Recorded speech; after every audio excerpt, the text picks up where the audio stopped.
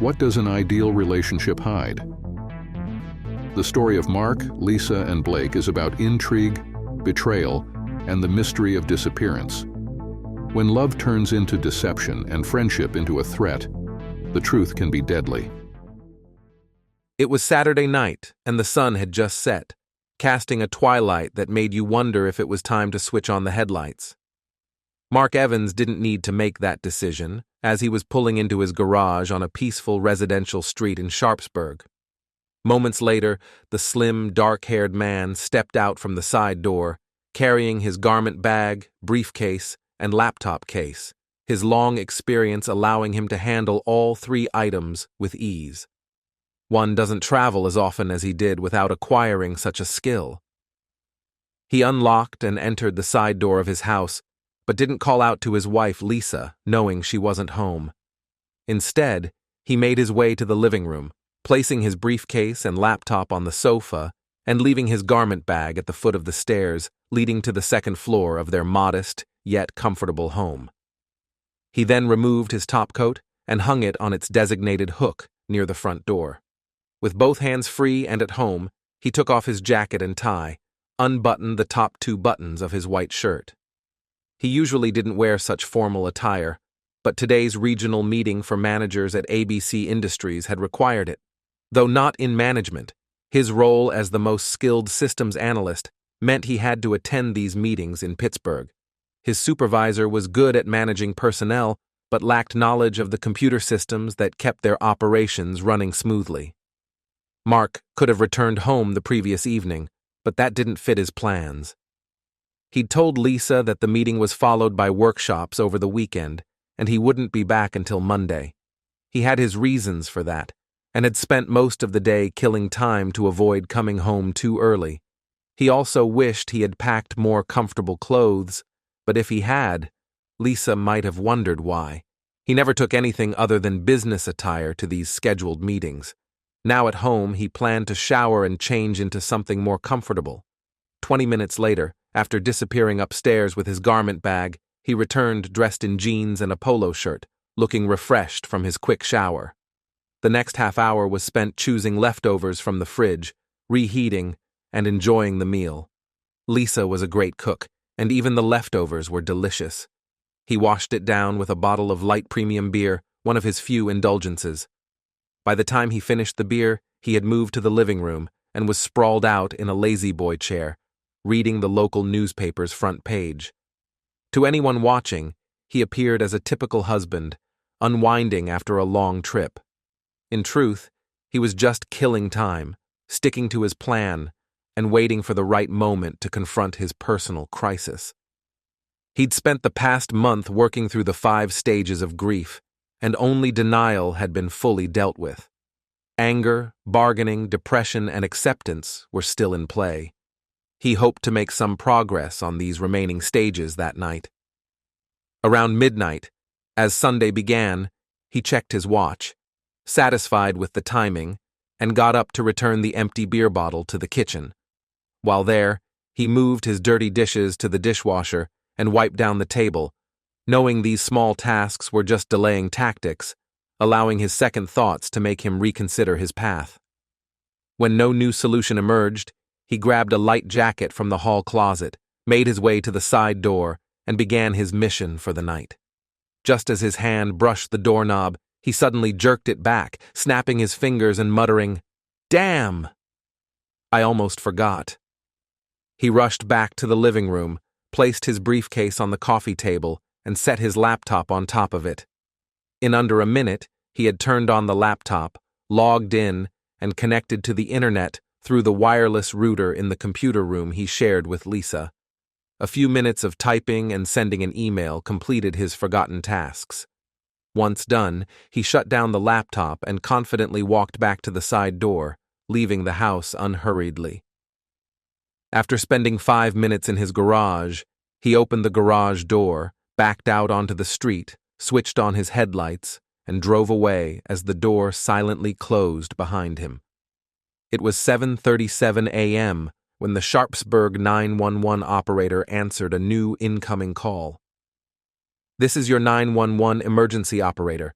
What is the nature of your emergency? A vaguely female voice, seemingly young, replied on an apparently poor telephone connection. I think I need the police. I think a crime has been committed. The 911 operator coolly continued. What is your location, ma'am? We need your location to send the police on the call. I'm on Park Drive, the payphone on Park Drive beside George Washington Park. The word payphone immediately explained the poor connection to the operator. What kind of crime has been committed, ma'am? Have you been attacked or robbed? There was a slight delay before the young woman replied, No, it's not me. I'm okay, I just came from jogging through the park on the paved access road, the one that circles around to the picnic areas. There's a car there, beside one of the picnic sites. The doors are open and the light is on inside it, and there's booed. Lots of booed. The 911 operator was now very interested in the call and asked, Will an ambulance be needed? Are there injured parties involved? No, there's no one there that's injured. At least I didn't see anyone there. There's just the empty car and the booed. A few seconds passed before the woman continued. I didn't look around too much. I was afraid that someone would be coming after me too, so I ran out here to the payphone to call you. You did the right thing, I'm sure. A car has been dispatched and should be there in less than 10 minutes. Please wait for the officers so that you can tell them exactly where this car is situated. The caller, sounding a bit anxious, replied, No, I'm not going to wait around here. What if whoever did this comes after me? I'm going to go straight home. Her last words were followed by the click of the receiver as she hung up the phone. The 911 operator looked helplessly at her screen as the blinking computer image of the caller's number disappeared as the phone was hung up. Damn. I suppose this was just her idea of a joke. Oh well, hopefully I didn't take those officers away from anything more important than their coffee break. It was nearly 2 p.m. on that Sunday afternoon when Detective Peter Nesbitt suddenly sat up straight in his seat as a car pulled into the Evans driveway. He was already stepping out of his unmarked car when the attractive, short-haired blonde woman driving the car stopped in front of the garage. He hurried across the street as she got out of the car and quickly said, Excuse me, I'm looking for Mrs. Evans. She turned around, removing an overnight bag from the seat next to her, and replied, I'm Lisa Evans. After a second glance at the detective, she added, Do I know you? No, ma'am. I'm Detective Peter Nesbitt with the Sharpsburg Police. I'm here about your husband, Mark Evans. We're trying to locate him in connection with his car being found abandoned in George Washington Park this morning. He swiftly returned his ID and badge to his pocket. For a brief moment, Lisa Evans' face showed deep concern, but it quickly cleared as she said, Mark is in Pittsburgh. He always leaves his car at the airport when he travels, so I don't know how it could have ended up in the park. You must be mistaken. By this time, Detective Nesbitt had reached her side and replied, No, we're certain it's his car. Both the license plate and the VIN match his registration. Her face now displayed a look of confusion as she began walking slowly toward the side door of her house. Well, if it's his car, then it must have been stolen from the airport. I don't know what else to tell you. The detective remained persistent, speaking again. When was the last time you spoke to your husband? Could you possibly call him now to confirm he's still in Pittsburgh? Does he have a cell phone? Lisa Evans stopped abruptly, turned to face him, placed her overnight bag on the ground, and dug through her purse for her cell phone. He called me early yesterday afternoon from Pittsburgh. If it'll make you happy, I'll call him now. She dialed a number on her phone, eager to show the detective that her husband wasn't involved in the situation at the park. A moment later, a phone rang from the detective's jacket pocket. He pulled it out, answered it, and said, Hello, Mrs. Evans. Lisa's face registered genuine surprise. After a moment, once the shock faded, she asked, Where did you get Mark's phone? The detective turned off the phone and began putting it back in his pocket when she said, You should give me my husband's phone. It must have been lost. I'm afraid I can't, Mrs. Evans. It's now evidence in a potential major crime. It was found on the floor of your husband's car. Lisa's concern grew, and she asked, "A major crime? What do you mean?" "Your husband's car was discovered early this morning in the middle of George Washington Park. The doors were open and there was a lot of booze inside the car, along with a bullet hole in the passenger seat. There was more booze outside the car and signs that a shot had been fired again. We thoroughly searched the park but didn't find anyone who could be connected to the incident. We need to find your husband to determine whether he's the victim or possibly involved. Could you try calling him at his hotel in Pittsburgh?" Lisa turned back toward the house, grabbed her overnight case and said, "Of course, I can do that. I have the hotel's number in my address book. He always stays at the same Holiday Inn. He must have left his phone in the car, which is why it was there when the car was stolen. Come inside and we'll handle this right away." Detective Nesbitt followed her into the kitchen, watching as she set her case and purse down, found her address book, and dialed the number while distractedly glancing into the living room. He could hear the hotel clerk on the phone saying, "Hello, hello," before she hung up and turned to face the detective, her face pale. "Mark has been home. His briefcase and laptop are on the coffee table in the living room. I don't understand." The detective looked thoughtful as he stepped back and took out his own cell phone. He quickly dialed a number and said, "Hello, Dave. It's Pete. I need you to get in touch with the on-call DA. I want a search warrant for the Evans residence. We need to search the house to determine if Mr. Evans is the victim or possibly involved in something. Bring it to me as soon as you get it. I'll be waiting." He hung up and sat down across from Lisa. "A search warrant? Why do you need that? You're welcome to look at anything you want. Just ask. I want you to find my husband."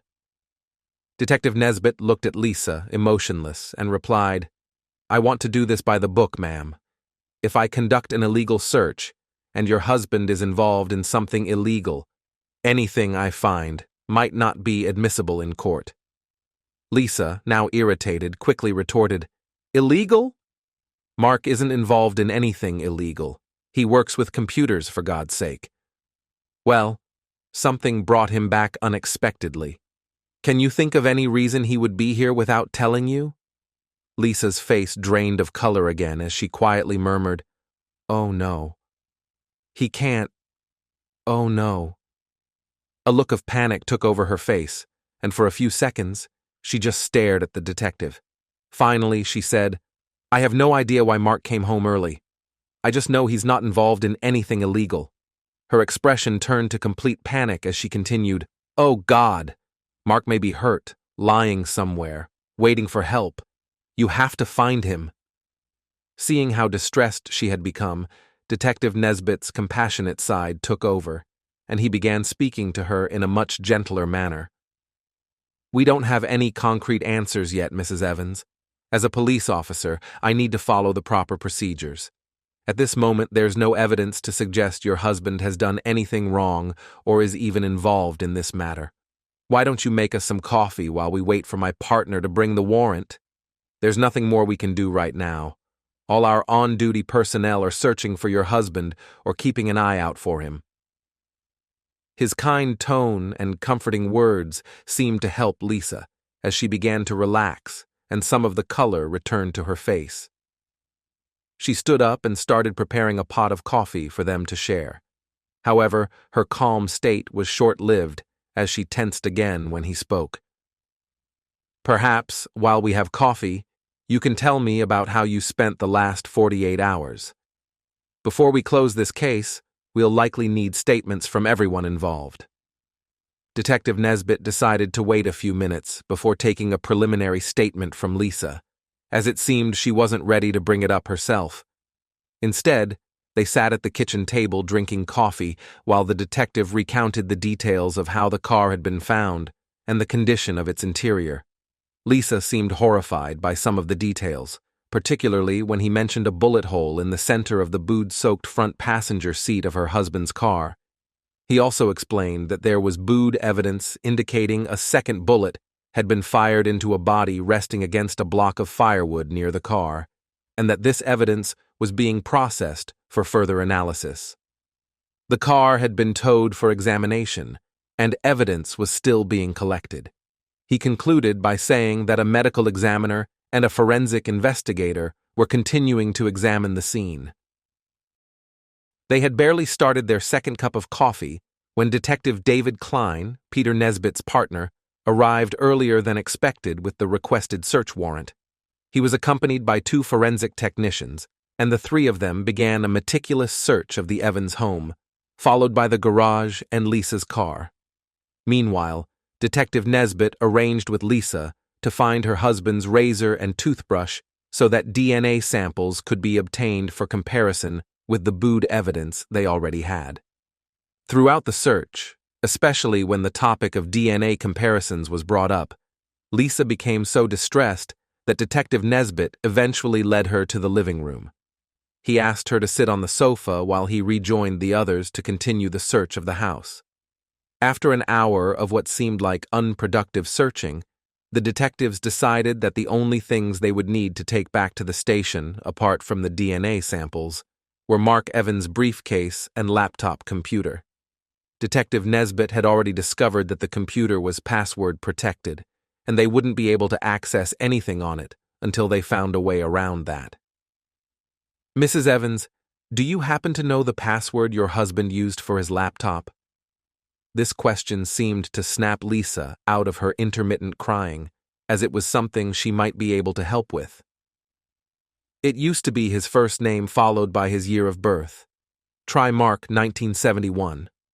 That should work." Unfortunately, it quickly became clear that he had changed his password, as no variation of the old one worked. "That's all right, Mrs. Evans. We have expert computer technicians in our forensics department who will figure out how to bypass your husband's password. It shouldn't take too long." The 2 items were tagged and taken to the van used by the forensic technicians. Alone with Lisa, Detective Nesbitt decided to try again to get a preliminary statement from her. "Now, Mrs. Evans, I need to gather some basic information about where you were this weekend. Let's focus on Saturday morning until you returned here this afternoon." He took out his notepad and pen, ready to record her account of the time period in question. Lisa took a deep breath and began, "Well, until noon on Saturday I just did regular housekeeping around the house. Mark called me from Pittsburgh around 1 o'clock, or maybe it was 1:30. We talked for just a few minutes. He apologized for not being able to be here for the weekend. After that, I went shopping until about 4:30, then came home. After supper, around 7:30 p.m., I went out to visit a friend and spent the night there. I slept in this morning, took my time, and came home around 2 o'clock, as you know." As she continued, she seemed to grow more tense, and by the end, she was looking down at the floor, nervously wringing her hands. Once Detective Nesbitt finished writing the last word of Mrs. Evans's explanation in his notepad, he closed it and sat there, tapping it with his pen for several seconds before speaking. "We may need more details than that, Mrs. Evans. This will suffice for now, but be ready to provide more specifics and more precise times if the case requires it." He placed his notepad and pen back in his pocket before standing up. Detective Nesbitt was about to leave to join the others who were searching the garage and Lisa's car. Confident that the house had been thoroughly searched, he suddenly remembered one more thing. "Oh, Mrs. Evans, do you have any recent full-body photos of your husband? A good headshot would be helpful too. We only have his photo from the driver's license database right now. Something a little less official would be better for us to share with the patrol officers." After saying this, he walked over to the mantel above the fireplace and glanced at several wedding photos, while Lisa Evans hurried over to a book rack and selected a thick photo album. "Here are some good recent pictures, Detective. Feel free to choose." She had returned to the sofa, and the detective sat beside her as she opened the album. The last page contained several excellent photos for his needs, with the best one showing Mark's wife standing on his right and a tall, well-built man with sandy hair standing near his left. "This one will work," the detective said, pointing to the group photo. "We can crop you out, and also this other person." A moment later, The detective selected another photo, a great headshot of Mark Evans. These two will be more than enough for what we need. After Lisa handed him the two photos, he examined them again and asked, "Is the man in this photo with you and your husband related to him? If he has a sibling or a parent nearby who could provide a DNA sample, it could be helpful if we don't get anything useful from the razor or toothbrush." Lisa quickly replied, "No, that's Blake Moore. He's my husband's best friend from grade school. My husband doesn't have any relatives living nearby." After thanking her for the photos, Detective Nesbitt left to join the others in the garage. He left Lisa sitting at the kitchen table, looking downcast and on the verge of tears. He was beginning to feel sympathy for her and the situation she found herself in. Her husband was missing and possibly involved in a serious shooting. However, the fact that she didn't even know he was in town made Nesbitt wonder what was really happening. The detectives, along with the forensic experts, finished their search of the garage and car. As the technicians carefully examined Lisa's car, they discovered something potentially important and suspicious. Both the accelerator and brake pedals were stained with what turned out to be booed after chemical testing. It was immediately decided to tow the car back to the garage for further inspection and analysis. While the technicians packed up their equipment and prepared to leave, the two detectives stepped aside to discuss their thoughts on the case. Detective Nesbitt, looking back at the side door of the Evans house, turned to his partner and asked, "What do you think of Mrs. Evans? I've been going back and forth in my mind about her, and this booed test on the pedals really makes me question things." "Well, you have more experience with her than I do. I've just been here for the search." She seemed like a typical worried wife, but you know how that can be. Right now, I wouldn't bet on whether she's involved in this or if she's just as she seems. Nesbitt began walking toward the side door and called over his shoulder, "Come with me, Dave. Let's see how she reacts when we tell her about the bood we found and that her car is being towed." The two detectives approached the side door, knocked, and entered. Lisa Evans was on the phone and appeared startled when they walked into the kitchen. She quickly turned off the phone without saying anything to the person on the other end. "You're back. I thought you were done here." Peter Nesbitt stepped aside so his partner could observe Lisa as well. "We thought we were finished too, but the forensic technicians found what appears to be bood smears on both the brake pedal and accelerator in your car. We're having it towed so we can conduct a thorough inspection. I hope that's all right." Lisa looked genuinely shocked as she responded, "Bood in my car? How could that have happened? I didn't see any bood anywhere." The two detectives were watching her intently as he responded, "That's a question we're likely going to need an answer to. We can't say for sure if it's connected to the incident in the park right now, but if it turns out to match the bood found there, you can bet we're going to press for some answers, and we're going to need the shoes you're wearing today. I wasn't anywhere near the park. I haven't been there in weeks. I don't understand how there could be bood in my car, certainly not the bood you described in my husband's car." As she spoke, she reached down, took off her shoes, and handed them to Detective Nesbitt. After doing that, she slumped in her chair, covered her face with her hands, and began crying. The two detectives, realizing there wasn't much more they could do without additional information, said their goodbyes and left her in the same position, slumped in the kitchen chair. "What do you think, Dave? Is she what she appears to be, a wife desperately worried about her husband? Or do you think she's just an excellent actress? Did you notice she was on the phone when we walked in and hung up on whoever it was?" David Klein shook his head and replied, "I really don't know, Pete. She seems sincere enough, but you know how it goes. If the bood in his car turns out to be his, there's a good chance his wife is involved. We see that a lot. Maybe we should look into their backgrounds, talk to their friends and neighbors. Someone might know something useful. As for the phone call, she was probably talking to her best friend. Women always seem to turn to their best friend when things go wrong." "Yeah, you're probably right. Some good old-fashioned digging might turn up something. What I'd really like to figure out is why he came into town 2 days earlier than expected. That might be the key to this whole thing." When he reached his car, Detective Nesbitt took out a plastic evidence bag, placed the shoes inside, and sealed it shut. Since they had arrived separately, each detective drove his own car. As they made their way back to the station, each drove alone, quietly trying to make sense of the clues they had. Unfortunately, neither of them had enough information to come up with anything better than what they had already discussed. Both spent the rest of their shift finishing reports and other paperwork. No new information came from the lab before they left for the day, so they were left only to consider what they had already learned. The following morning, both Peter and Dave arrived half an hour early. It was clear that the Mark Evans case was a priority for both of them. Fortunately, their commitment to the case paid off when they found a stack of reports from the forensics department and the medical examiner awaiting them. It took them an hour to go through the reports, passing them back and forth as they carefully reviewed the details. Once they had finished reading what was available, they realized that additional reports were still on the way. As Peter Nesbitt examined one particular report, he turned to his partner and said, "These reports seem to be pointing in the same direction, don't they? But I think there are a few more reports coming this morning, so we shouldn't jump to conclusions too soon. We need to avoid making any rash decisions." David Klein nodded in agreement and responded, "I agree. Let's wait and see if they can extract more from the computer. In the meantime, we could speak with his lawyer and some of his colleagues.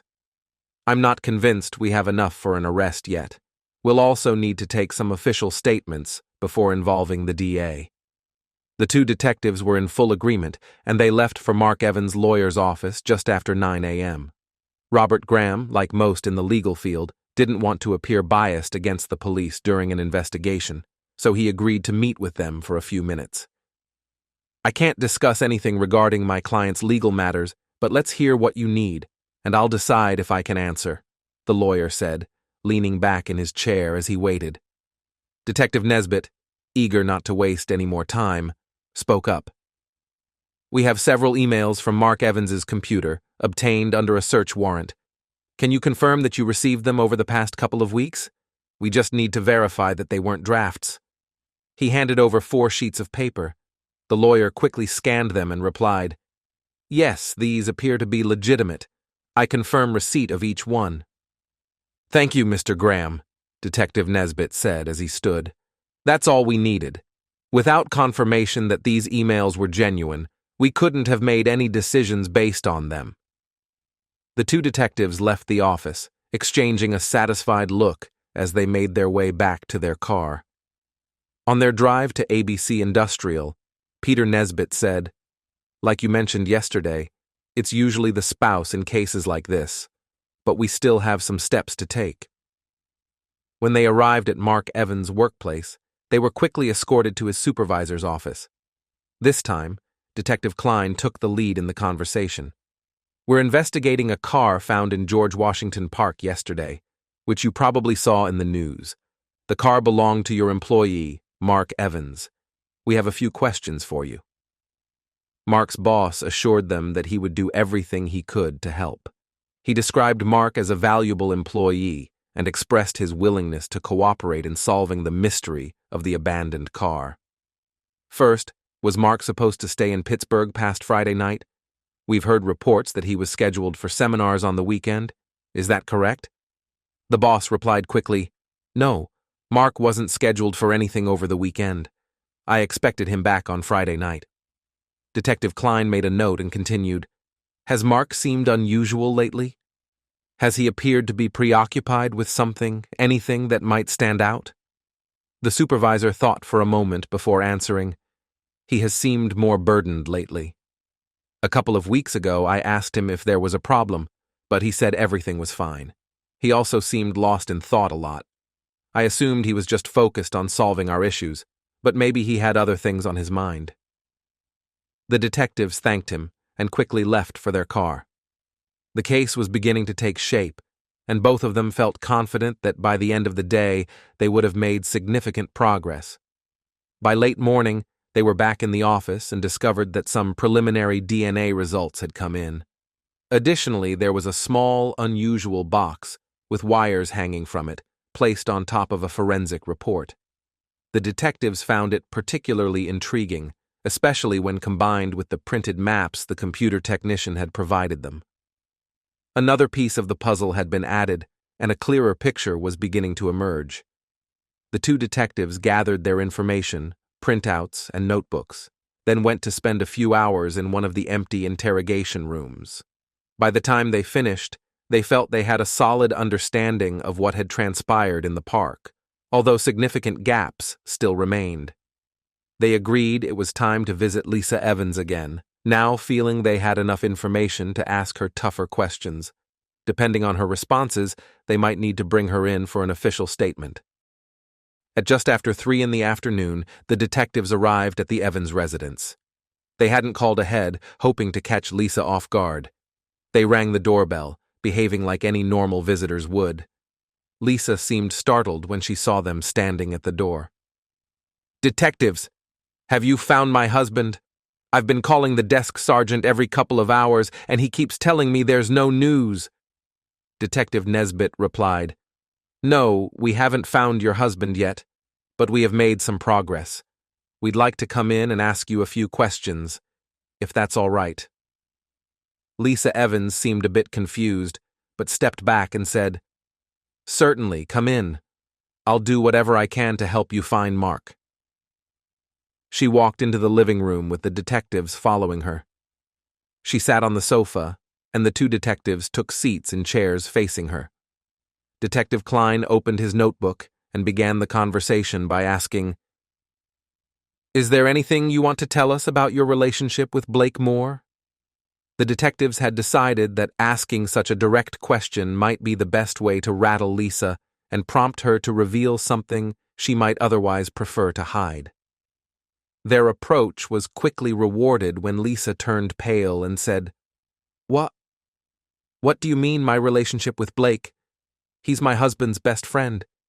He's always hanging out with Mark, but he's just a friend." Her eyes shifted between the detectives. Detective Nesbitt then asked, "Are you, or are you not, having an affair with Blake Moore?" He spoke calmly and waited for a response. Both detectives later agreed that Lisa became even paler with the second question. She opened and closed her mouth several times before saying, "Absolutely not. How can you come in here asking me that kind of question?" The detectives immediately stood up. Detective Klein said, "I think you'll need to come down to the station. We need to take an official statement from you." Lisa started to panic, asking, "What? Am I under arrest?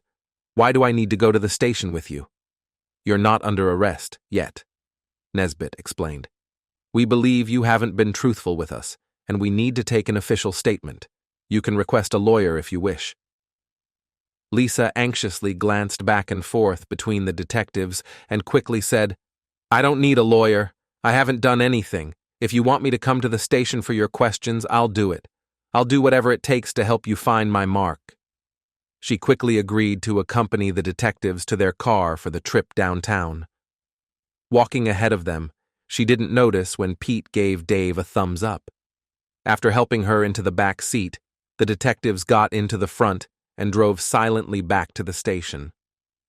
Upon arriving, the detectives escorted Lisa upstairs to their squad room and into one of the empty interrogation rooms.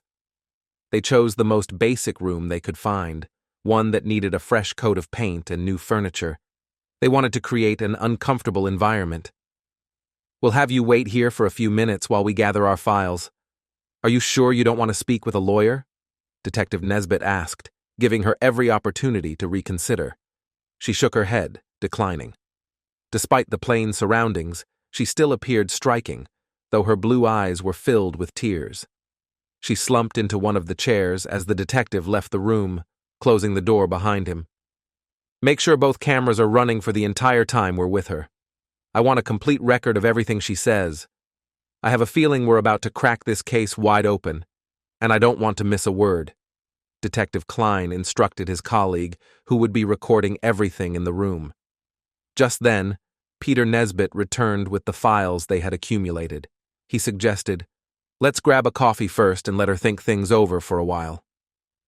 There was quick agreement, and the three men left to spend the next 20 minutes in the staff coffee room discussing the case and their strategy for the upcoming interrogation. Life does not unfold in a simple, linear fashion. Countless events occur simultaneously across overlapping timelines. While the two detectives were meeting with Mark Evans' manager that morning, a volunteer on the other side of town was answering the phone at Crime Stoppers. "Good morning. This is your local Crime Stoppers office. We offer up to $1,000 in cash for useful tips about unsolved crimes. How can you assist in fighting crime? Please note that this call is being recorded." There was a pause of several seconds, leading the volunteer to believe the line was silent, but just before hanging up, the older male caller spoke. Is this the place where I can get money if I help the police?" "Well, sir, that depends on what you tell us, the type of crime involved, and how much the police believe your tip contributes to solving it. Do you have any information about a crime?" After another brief silence, the caller responded, "So, I don't get any money now?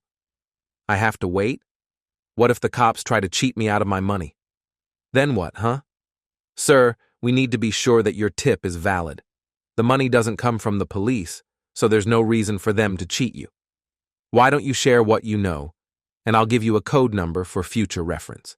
You can call back in a few days, and I'll let you know whether the information was helpful and what it might be worth." The man, somewhat frustrated, replied, "I want some juice now. I need the money now." "Sir, that's just how the system works. What do you mean by juice? If you're homeless and need food, I can give you the addresses of some shelters offering meals." "I don't need food. I need juice. You know, grape juice, the kind they sell for $5 a bottle." The woman chuckled to herself, but responded, "I'm afraid I can't help you with that right now, but if your information is good, you could probably afford plenty of grape juice bottles." "Okay then, I'll wait." What I saw was someone tossing a gun into the river. It happened under the 3rd Street Bridge on Sunday morning, at least I think it was Sunday morning. A guy drove up into the public access lot, got out with a gun and 2 shovels, and threw them all into the river, practically right in front of me.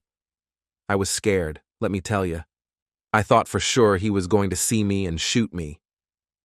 The operator was somewhat interested in what the old man had to say, so she inquired, "Was it at the parking lot on the east side of the 3rd Street Bridge? Did he throw them far into the water?" "Yeah, that's the spot. And no, he just kind of dropped them off the end of that little dock there. Those guys shouldn't have trouble finding the gun." He paused before adding, "I can describe him too. He was tall, with light hair. Not blonde, just light. And his car was dark blue. The license plate started with AZSS, but I forgot the rest. Jimmy brought some juice, and we shared, so I forgot a bit of it. But the rest is right. I used to live in Arizona, and I once had a Chevy Impala SS. That's how I remember." The woman had written everything down and was now ready to end the call. "Well, sir, I believe I have all the information we need. I'm going to give you a number to remember. It's 127. Call back in a few days, mention tip number 127, and I'll let you know if it helped the police. We might even know how much it's worth. If it's worth something, we'll tell you how to pick it up anonymously." The call was promptly ended, and the Crime Stoppers operator passed the information to the police liaison officer. He expected a diver to be sent out soon since removing guns from the streets was one of the mayor's top priorities. In just over an hour, the police diver arrived at the scene, and within minutes, the 3 items thrown into the river were recovered. The necessary reports were completed and filed with the Crime Stoppers report. By 2:30, the shovels were with the property clerk, and the gun had been delivered to the forensics lab for testing to check if it was linked to any unsolved crimes in the city. Upon checking the gun, it was quickly noted that the caliber and type of ammunition inside matched the recent crime scene in George Washington Park. Within minutes, the gun was being carefully examined, and a test bullet was fired for comparison. It was immediately identified as a match for the slug removed from the firewood found in the park. A report was quickly sent to the detectives in charge of the case, and a technician was dispatched to collect the 2 shovels from the property clerk. Just as different sequences of events can unfold simultaneously, they can also eventually converge, and that's precisely what occurred when the detectives and their commander exited the staff coffee room. They were immediately approached by the clerk, who had been bringing the ballistics and Crime Stoppers reports. "Detectives, I was just bringing this information to you. We've recovered the gun from the George Washington Park shooting, and there's some information in the attached Crime Stoppers report that could potentially lead you directly to the perpetrator." The forensic lab clerk handed the 2 reports to the surprised detectives and then returned to his department. Detectives Klein and Nesbitt exchanged quick glances as they reviewed the reports. Within moments, they were sitting side by side at a computer terminal, pulling up records from the vehicle registration department. After finishing that task, they held a brief conversation. "Pete, I think we should split up. If you're okay with it, I'll start questioning our guest in the interrogation room, and you can take a uniformed officer and pay a visit to Mr. Moore. We should bring him in for questioning, too." "Sounds like a plan, Dave? Things are really falling into place, aren't they?" New parallel courses of action were set in motion as Detective Klein gathered their growing stack of reports and information and headed for the interrogation room where Lisa Evans was still waiting.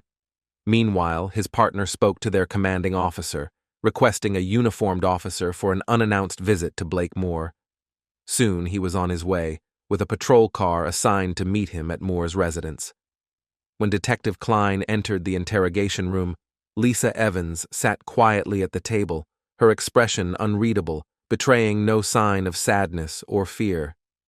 She appeared to be waiting calmly for whatever was to come next. "I apologize for the wait, Mrs. Evans. We can start now. Please be aware that this room is under surveillance by 2 cameras, and everything we say and do is being recorded." Surprised, she looked at him briefly before replying, "I don't mind if you record us. I have nothing to hide." Shuffling through some papers, he said, "Good. We can proceed then." He paused, looking at her for a moment before getting straight to the point. "Let's pick up where we left off during our conversation at your home. Are you having an affair with Blake Moore, yes or no?" His blunt approach had a noticeable effect on her. Her shoulders drooped, and she turned her head, avoiding his gaze. After a moment, she quietly responded, "Yes." Detective Klein pulled a couple of pages from the pile of papers in front of him. "I'm glad you decided to be honest. We have proof of your affair, right here, printed from your husband's laptop." Her reaction was one of shock. Her head snapped up, and she stared directly into his eyes. "What do you mean you have proof?" "Nobody knew about Blake and me." "Your husband certainly knew," he replied, holding up the documents. "Here's an email he sent to his lawyer nearly a month ago, asking him to begin preparing divorce papers on the grounds of adultery. Here's a map from 2 weeks ago showing the route you took that day, with timestamps indicating you spent 2 hours at Blake Moore's house. And here's an email your husband sent his lawyer that same day, accusing you of lying when he called you that afternoon and you claimed to be at home." The pieces of paper slid across the table one by one, each stopping in front of the seated woman.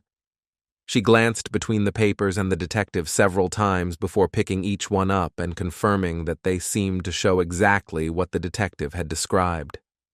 Finally, she spoke. How did Mark do this? How could he know where I was? This map, ...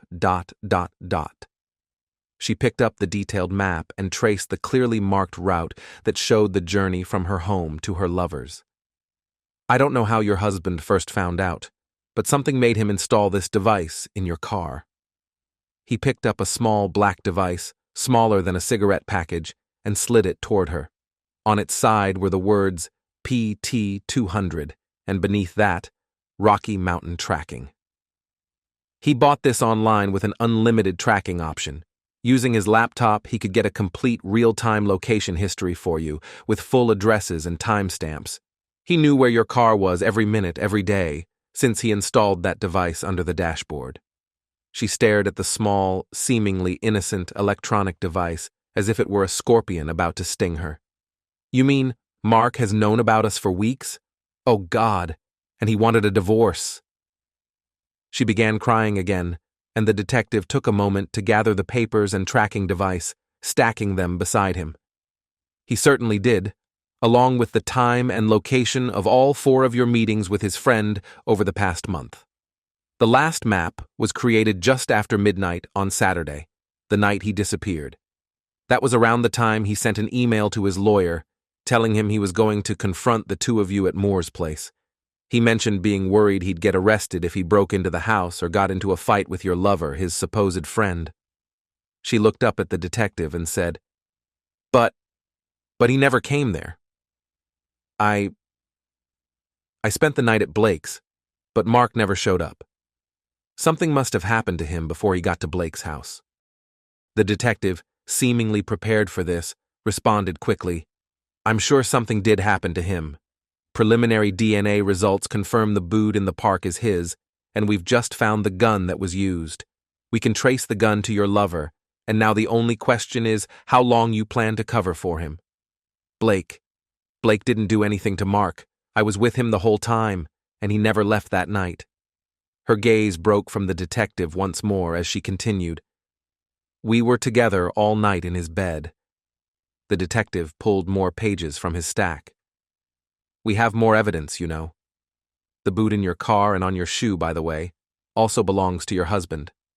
Right now, my partner is picking up Mr. Moore, and we'll soon see if his story matches yours. There's also the matter of prosecutorial discretion. The one of you who tells us what really happened and where your husband's body is will be offered a better deal at sentencing. He slid the boot analysis reports toward her, but she barely looked at them. Mark isn't DD. He can't be DD. I love him. I need him. She was sobbing again, clearly distraught. Blake will tell you the same things I've told you. If my husband was hurt in the park, we didn't have anything to do with it. She continued to hide her face with her hands, a crumpled and damp handkerchief in her left hand. Detective Klein gave her a few minutes to compose herself, during which he collected the reports in front of her and selected several others to shock her with when she regained some composure. Once she seemed to calm down, he said, There's no doubt your husband is DD. The medical examiner reviewed the scene and determined that based on the boot loss and the fact that your husband hasn't been treated at any local medical facility, there is a greater than 95% chance he's DD. He slid the associated report along with several 8x10 photos of the booty scene across the table. One of the photos brushed against her elbow, and she removed her hands from her face to look at it. It seemed to her that bood covered every inch of the photo, though it was actually less than that. She immediately broke down again, and the detective gathered his documents, stacking them neatly before heading toward the door. I'll leave you for a few minutes so you can collect yourself. You're not doing yourself any favors by refusing to face your responsibility. Detective Klein placed the pile of reports on his desk, shook his head as he passed his commanding officer, and walked to the break room for a fresh cup of coffee. His commanding officer kept glancing periodically at a monitor showing the interior of the interrogation room, ensuring the woman was secure and safe. As Detective Nesbitt left the station, his mind was occupied with the Mark Evans case. It seemed they had gathered enough information from the forensics department to solve it soon. He was also wondering if Blake Moore was still in town.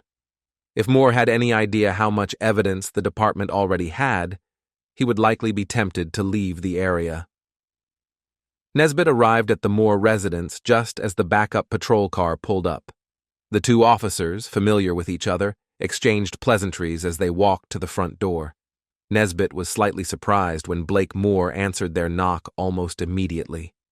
The man looked at the 2 of them, one in a police uniform, the other holding a badge and identification, and asked, "Yes, officers. How can I help you?" "I'm Detective Nesbitt," he replied, "and I'm here about the disappearance of Mark Evans. We need you to come with us to the station for some questioning. Mrs. Evans is already there, and there are some matters that will require your input." Blake Moore, tall, muscular, and ruggedly handsome, asked quickly, "Am I under arrest?"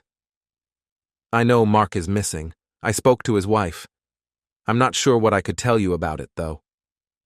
We have a few questions that we think you can help with. If you don't mind, we'd like you to come with us now, though you're not under arrest." Blake Moore, too stunned to resist, agreed without protest and followed them to the unmarked car Detective Nesbitt was driving. Once in the car, he quietly entered the back seat, not surprised that both Nesbitt and the uniformed officer sat in the front. Department protocol required 2 officers when dealing with a potentially violent suspect. Nesbitt briefly spoke to his partner. "We'll have a squad car take you back to your patrol car after this." Once that formality was settled, he turned to Blake Moore and asked, "How well do you know Mrs. Evans?" "She's just Mark's wife to me," Moore replied. "I've known her since he met her. Why do you ask?" "Just curious," Nesbitt said.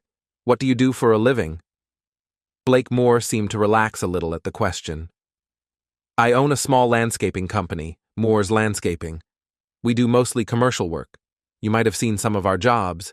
We've even done work for the city." Their conversation continued until they arrived at the police station. Blake Moore was escorted to the interrogation room next to Lisa Evans's, where he was asked to wait while Nesbitt reviewed the files recently handed to him by Detective Klein. A few minutes later, the interrogation began.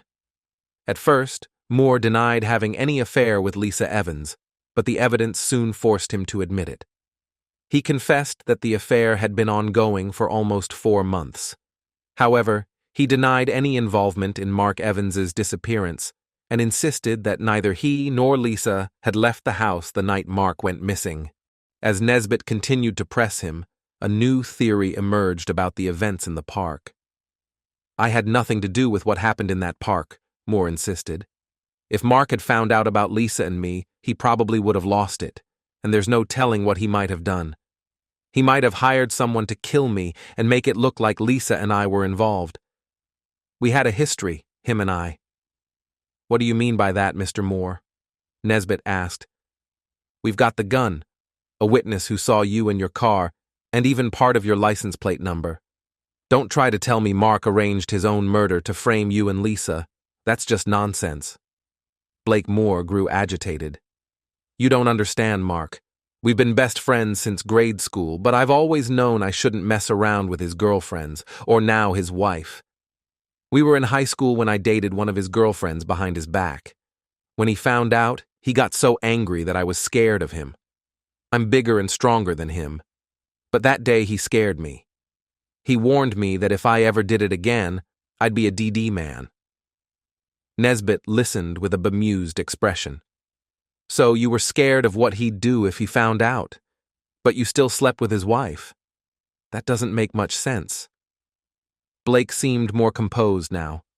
"Yeah, it was stupid. I couldn't resist her. It's been building up for years. And a few months ago, I made a move. We've been meeting up since then. I have no idea how Mark could have found out. We were so careful." Nesbitt flipped through his reports before speaking. "It's a dumb mistake.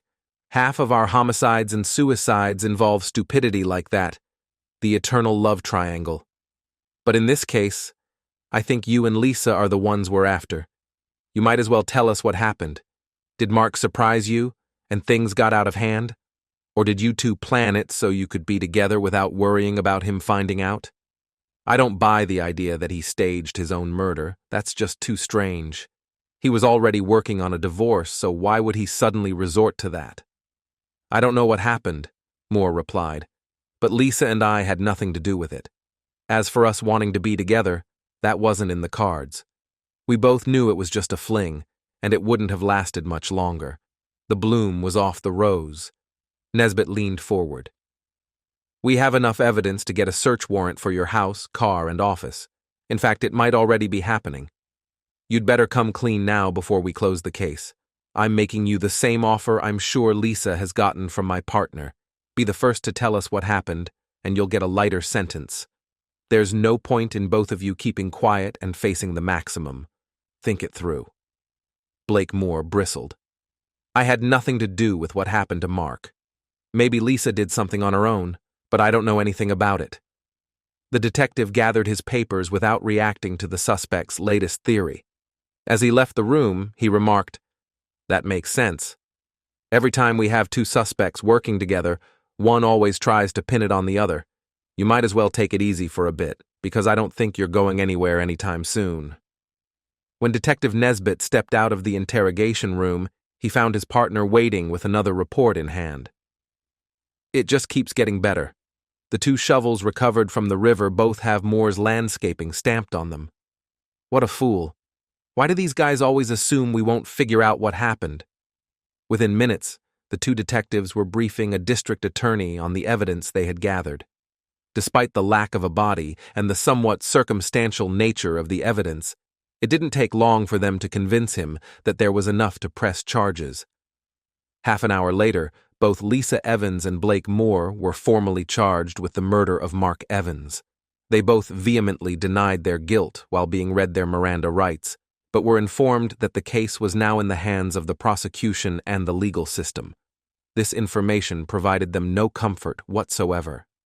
After being charged, both Lisa and Blake were escorted to the main floor of the police station for fingerprinting and mugshots with their booking numbers.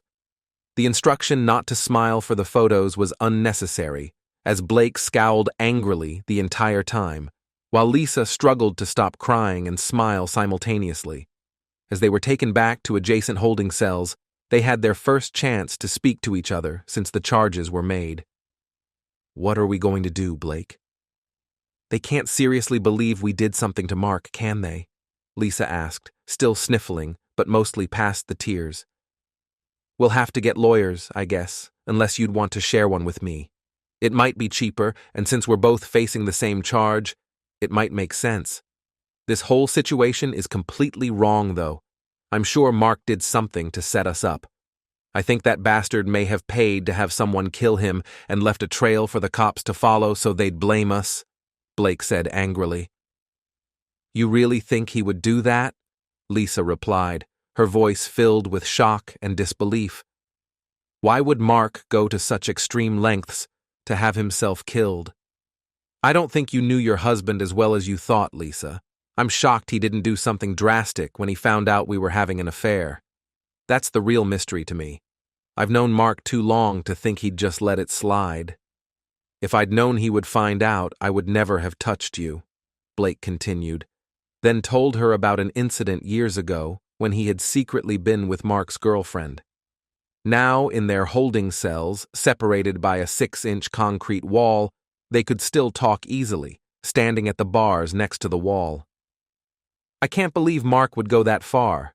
I don't even know how or when he found out. He never treated me any differently. He was out of town most of the times we met, and we never went out in public. The only times we were together when he was in town were at that little motel on the north side," Lisa said. After a pause, she added, "I should never have betrayed him. Even if he's not DD, he'll still want a divorce." Her voice broke several times as she became emotional again. Blake listened to her sniffles before responding, "Come on, Lisa. You must have known how this would end if he ever caught us. You had to know what would happen when you showed up at my house and ended up in my bed." His words had the intended effect, and her sniffling stopped.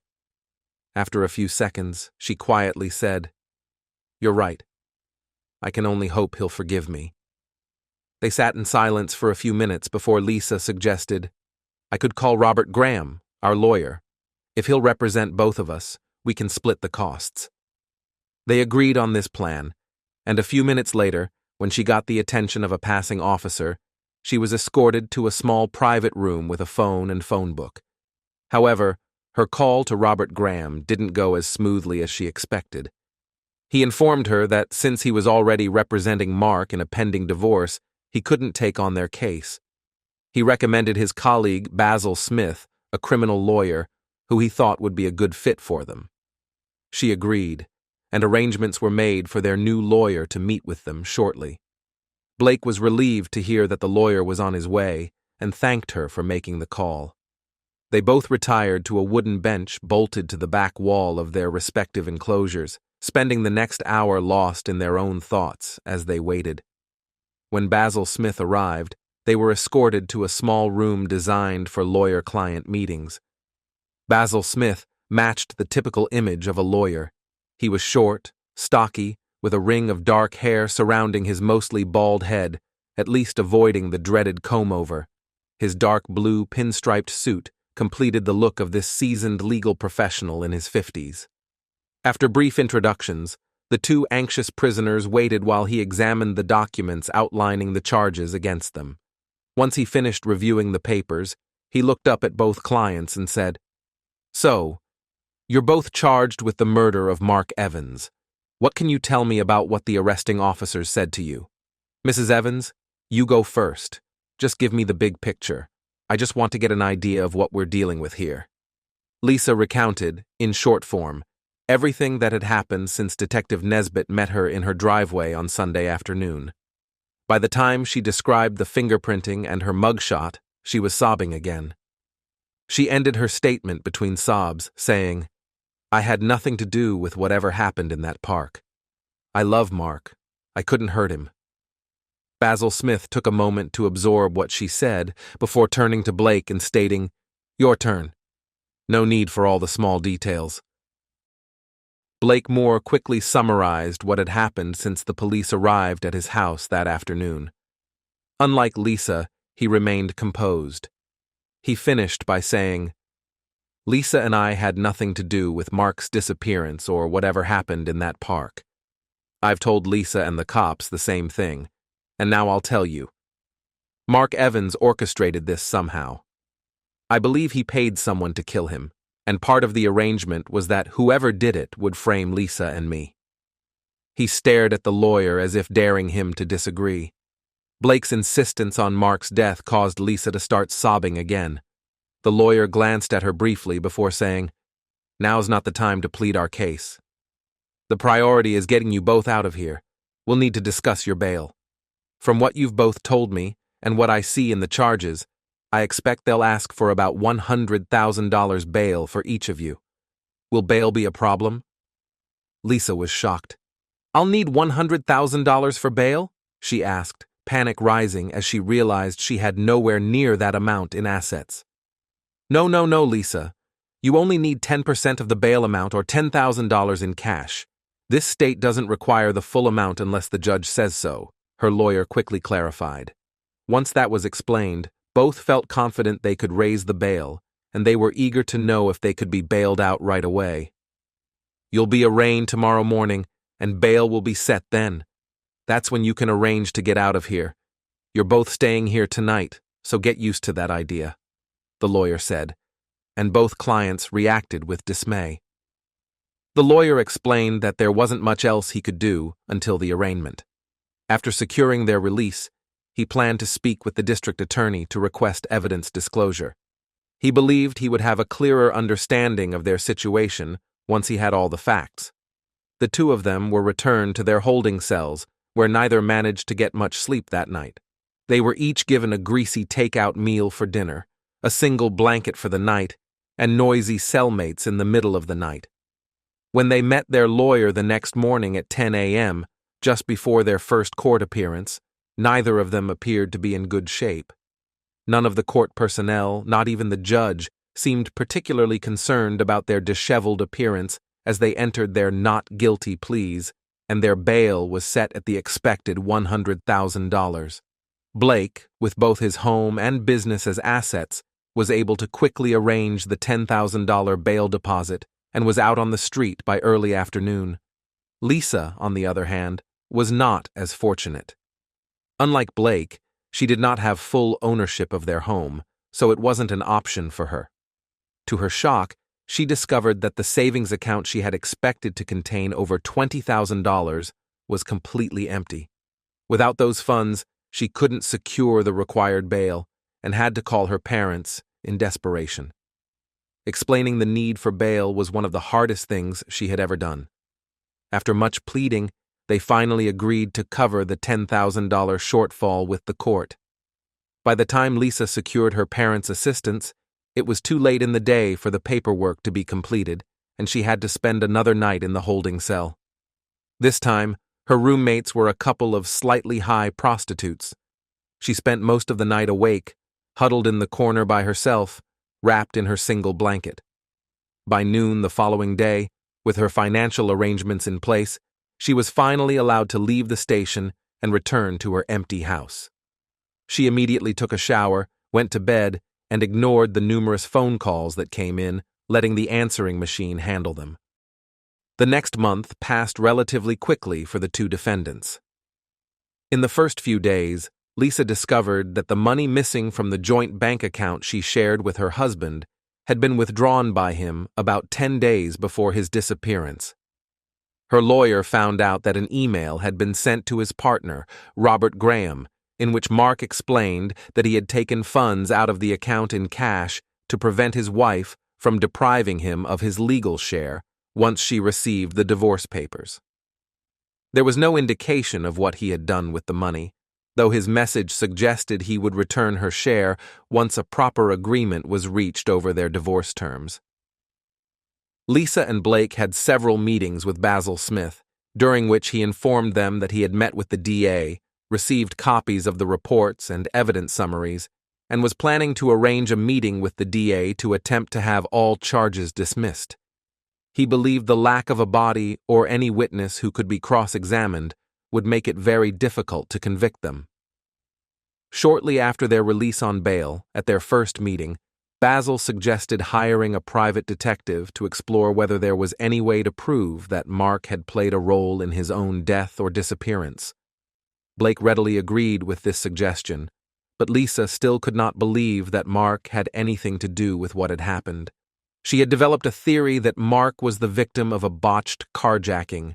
She thought it made at least as much sense as Blake's theory. Although she suspected a carjacking, she still refused to admit that all signs indicated that Mark was likely no longer alive. Over the following weeks, they received regular reports from the hired detective, but they were all similar. He had found nothing. Basil also suggested that the detective try to track down the old homeless man who had reported the gun and shovels being discarded. Basil had obtained a copy of the Crime Stoppers call, and the detective used it to canvass areas known to be frequented by the homeless. However, no one recognized the voice. It was also odd that the tipster never called back to check whether tip number 127 would have earned him any reward. They had to acknowledge the possibility that the caller had forgotten the number, or even forgotten that he had made the tip. That community was very transient, moving around depending on factors such as weather, police presence, and the availability of quick cash. Though he never mentioned it, Basil Smith had begun to notice that his clients were no longer getting along. Neither of them volunteered this information, but shortly after their release, Blake had suggested to Lisa that since Mark was no longer in the picture, they could meet as often as they liked, either at her home or his. Her response was swift and emphatic. "I don't want anything to do with you, beyond our legal case. You pursued me, and like a fool, I gave in. Now I've lost Mark." This response ended with another tearful episode, one that seemed to occur often with little provocation. Blake's reply was short and definitive. "Suit yourself, Lisa. You aren't the only woman in town." From that moment on, they only spoke in the presence of their lawyer, as continuing any conflict would be harmful to both of them. The remnants of their illicit relationship were now frozen over. Just over a month after their release, Basil Smith arranged a meeting with DA Jeff Bagden, which they all attended. Lisa and Blake entered the meeting, hoping the charges would be dropped. Both had been repeatedly harassed by prank callers and questioned by friends and acquaintances about their relationship. They had both started screening their calls using caller ID and answering machines. Having the charges dropped would allow them to move on with their lives. Lisa and Blake were taken aback by how young, trendy, and casual Jeff Bagden appeared. He could have been their lawyer's preppy son, except he had a full head of dark hair. The DA began speaking as soon as they were all seated. "I'm glad we could meet so easily. Just today I received the final reports from the medical examiner, and the police and forensic reports are now complete. After carefully reviewing all the evidence, I feel that I am serving the public appropriately by offering you a reduced sentence of 8 to 12 years in exchange for a guilty plea to second-degree murder. The stunned expressions on the faces of the two accused, and to some extent on their lawyer's face as well, were truly something to witness. Both Lisa and Blake began loudly declaring their innocence, while their lawyer alternated between trying to silence them and asking the DA how he could justify his offer. Once the room had quieted, Jeff Bagden began, "Since the original charges were filed, I have received new reports and information. I'll be giving Mr. Smith copies of the updated information immediately. The first is the DNA report on booed samples taken from the back of the license plate and from the rubber gasket on your car's trunk, Mr. Moore. Both samples contain the DNA of Mark Evans. These samples were collected under the authority of a search warrant before you made bail. Additionally, a piece of black polyethylene found under the rear tire of Mark Evans' car matches the brand and style used in your landscaping business." The DA stopped speaking at this point, waiting to see the reaction from the two accused. Lisa seemed more upset than surprised. While Blake appeared to still be processing the implications of the DA's statements, Lisa interjected with, "Blake, what is going on?" She looked ready to continue with her questioning, but Basil Smith quickly intervened and insisted she remain silent. Blake reacted immediately to her question. He erupted, "You know I had nothing to do with this. We were together the entire time." He barely finished before Basil grabbed his arm and sternly told him to be quiet. The lawyer then addressed the DA. "Please excuse my clients, Jeff. We came here hoping the charges would be dropped, and your statement has caught them both completely off guard." Jeff Bagden seemed slightly amused by the reaction of the two accused. "I understand, Basil. I've been in private practice, but the fact remains we have more than enough evidence to go to trial. The medical examiner's report clearly shows the victim bled out and couldn't have survived, and the crime scene reports suggest that the body was moved and loaded into a vehicle. From a prosecutorial standpoint, I'm confident in this case." The DA stood up, pulled a file folder from his briefcase, handed it to Basil Smith, and left the room. As the door closed behind him, both Lisa and Blake began speaking rapidly to their lawyer. He couldn't make sense of either of their words and had to tell them both to be quiet. Hearing this from their own lawyer was enough to get them to comply. "I know you're both shocked and upset by this turn of events. I didn't expect this either. It won't help to argue with each other about the situation you're in. We need to figure out how to handle this and keep you both out of prison. I take it you both want to reject his offer of an 8 to 12-year sentence?" Both clients quickly and emphatically rejected the deal. They both believed there was no way they could be convicted at trial. Once they agreed to have him reject the offer on their behalf, Basil Smith dismissed them, saying he would have a lot of work to do preparing for trial. When his clients left, Basil was left alone in the room. After briefly reviewing the new reports, he sat back, wondering if either of his clients was being truthful with him. Technically, it didn't matter. He would defend them regardless of their truthfulness. But he preferred it when he felt confident in what his clients were telling him. Several months had passed, and the trial of Lisa Evans and Blake Moore was about to begin. At 10 a.m. on Monday, with the entire courtroom standing, Judge Robert Cox took his seat. The defense table was arranged with Basil Smith positioned between his two clients. He had determined that this setup was the most effective way to manage the fact that the two could hardly remain civil toward each other. He had considered suggesting that they each hire their own attorney, primarily to keep them apart, but realized that they likely could not afford to pay for separate legal representation. He was aware that Blake Moore's business was struggling and that Lisa Evans had recently resigned from her job due to the stress of the looming trial and the emotional toll of dealing with friends and acquaintances of her missing husband. District Attorney Jeff Bagden's opening remarks were the first significant moment, and he got straight to the point. "Ladies and gentlemen of the jury, I'll be honest with you. We do not have the body of the victim, Mark Evans, in this case. However, we will show you that he is DED, and that the two defendants are undeniably responsible for his murder. He began slowly, explaining that the two defendants had started an affair several months prior to the murder.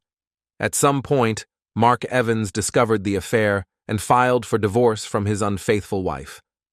Some details were unclear, such as exactly how or when Mark Evans had become suspicious. However, he described how a trail found on Evans' computer would prove he knew when and where the two adulterers had met. There were emails documenting his investigation, the steps he took in arranging his finances for the divorce, and a final message showing his intent to confront the two accused. He continued, "While we cannot pinpoint the exact time when the three individuals physically met, we know what the outcome was, and we can show you with photographs and investigative reports exactly what happened. We believe there was an encounter between the three of them, likely at Mr. Moore's home, where Mr. Evans was incapacitated.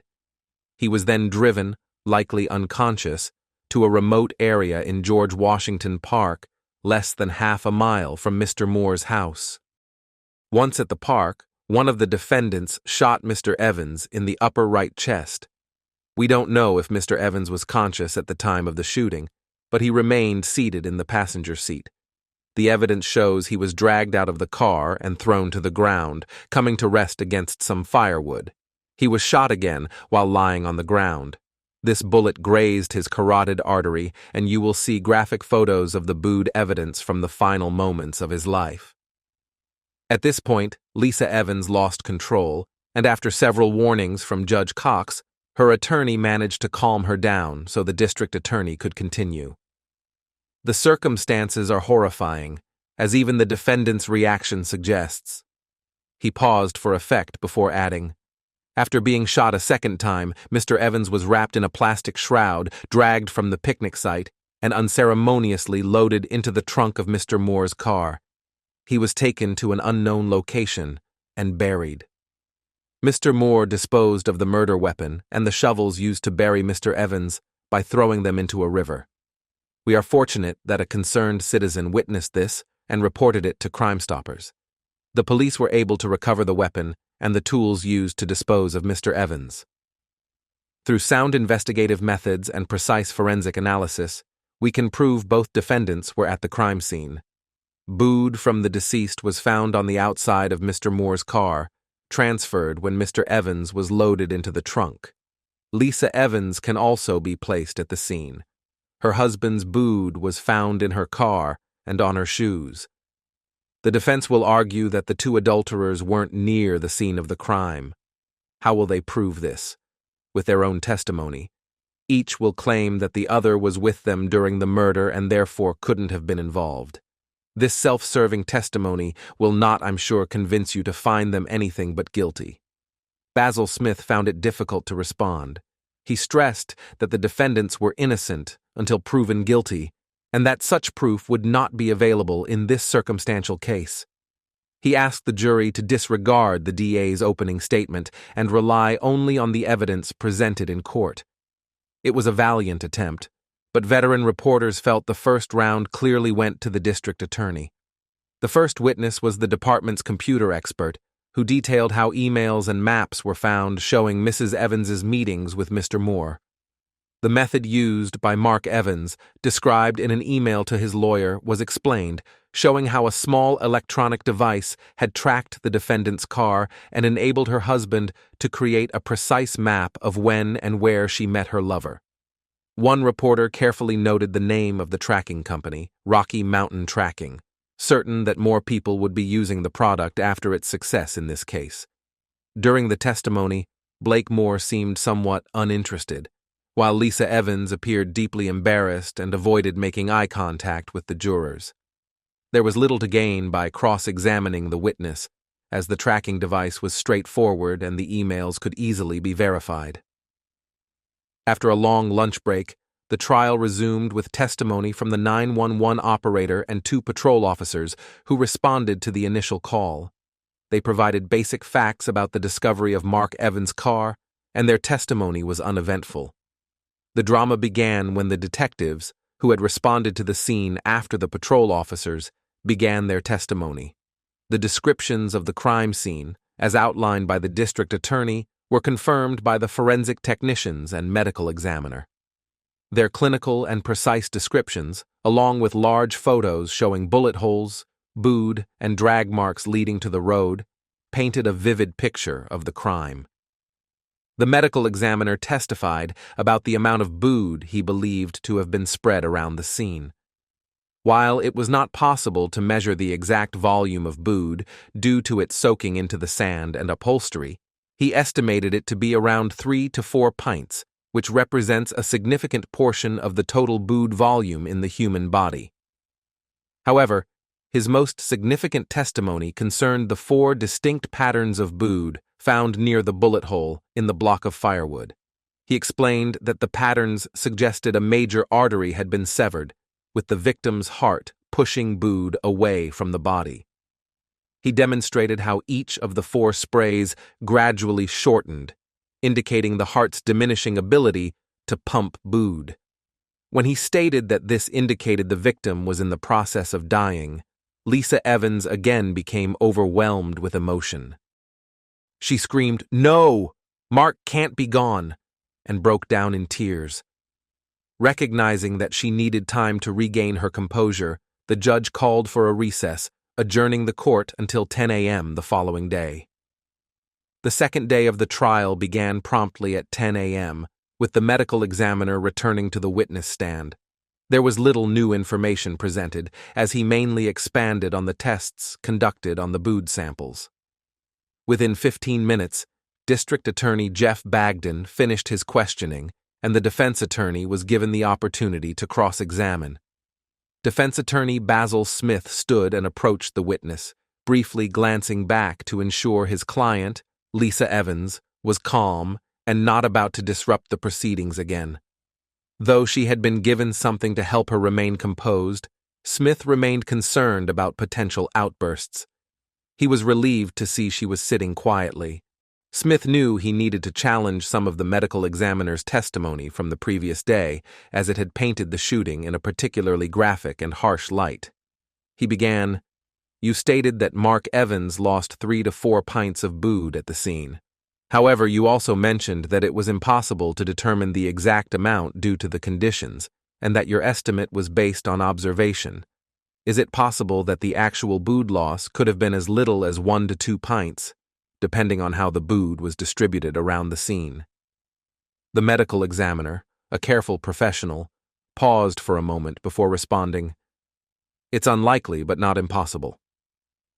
Smith allowed the silence to linger for a moment, letting the medical examiner's concession sink in with the jury before continuing. "What you described as a fatal wound to Mark Evans could have been less severe if immediate first aid had been provided. Wouldn't you agree?" Again, the examiner took a moment before answering. "My response is the same as to your last question. It's unlikely, but not impossible. Immediate medical attention would likely have been necessary within minutes of receiving a wound like that. There's no evidence that any assistance was provided." Smith quickly responded, "There's no evidence that help was offered, but as you mentioned, it's possible." With that, he dismissed the witness, satisfied with the small concessions he had gained. The next witness was a forensic technician specializing in firearms and ammunition. He testified about the recovery of 2 bullets, one from the seat and another from a block of firewood. He explained that the bullets were full metal jacket type, commonly used for target shooting and standard in military applications. The bullet found in the car had hit a metal seat support and was severely deformed, whereas the one retrieved from the firewood was in excellent condition. Matching the bullet to the weapon pulled from the river was straightforward.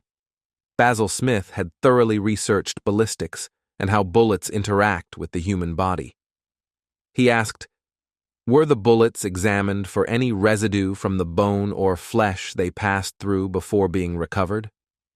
He was aware that such testing could potentially pinpoint which organs the bullets had passed through. The technician confirmed that such tests had been conducted and added, "We found very little on the bullets, apart from traces of bood. The bullet from the car seat passed through about 2 inches of padding and fabric, which may have stripped it clean. A similar situation occurred with the second bullet from the firewood.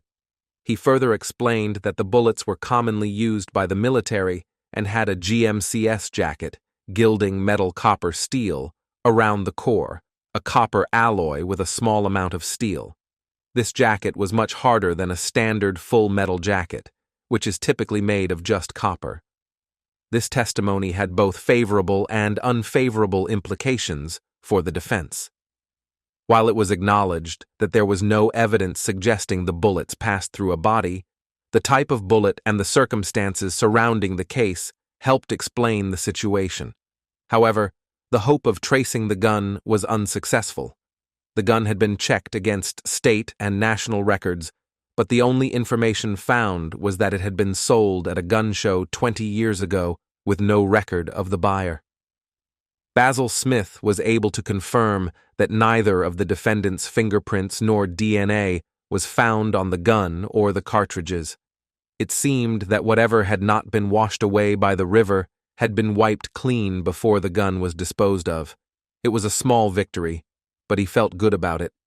Another technician described the testing of 2 recovered shovels. Once again, no fingerprints or DNA were found, but both shovels were stamped with Moore's Landscaping. He also testified that under the authority of a search warrant, he had examined the facilities of Moore's Landscaping and discovered 14 more shovels with identical stamps. There was no need for cross-examination. The flow of forensic experts and detectives continued throughout the morning and into the early afternoon. The only significant cross-examination by Basil Smith took place when a technician described recovering booze samples from Blake Moore's car. The technician testified that booze was found behind the license plate, as well as a smear on the trunk's foam rubber seal.